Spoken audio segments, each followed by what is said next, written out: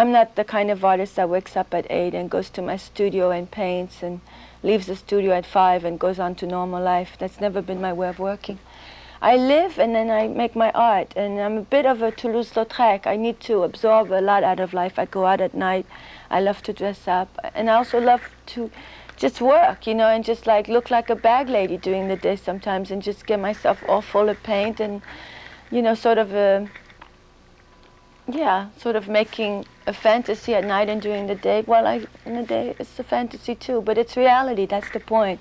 It's not a fantasy, and that's the thing I like to bring out in my work, because it is about, in a way, it's about miracles and magic, and it's very, I hope it's spiritual, but it's real. I'm always trying to make people see that magical things are real. Colette is a visionary artist. Her work is intensely personal, yet very public at the same time.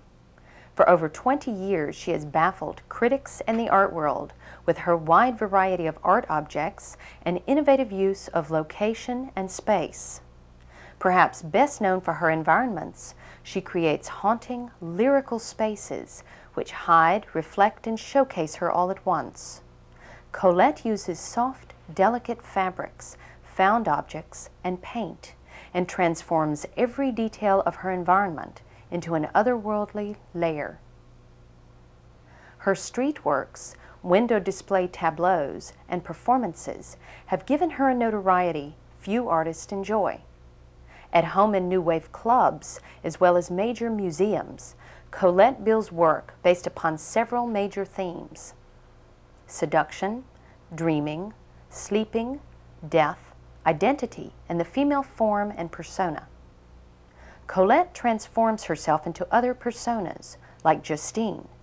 These personas consist of complex ideas given form by various characters.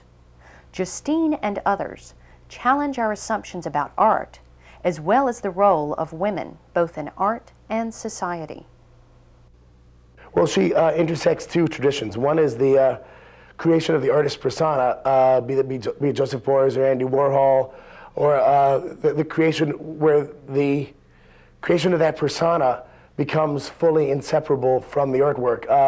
A more recent example would be McDermott and McGuff, Jeff Koons. Also in that, the fact that she functions anachronistically, drawing things from various times in history, from various periods, and seems to have taken apart an idea of a sequential narrative history of, in fact, of progress. That is sort of one of the sort of fundamental sort of postmodern tenets. And also the other thing is the separation of art and life. She's really a source in a way. She used photography and ripped up photographs before other people did. Used herself as a feminist, used herself, her persona, her body.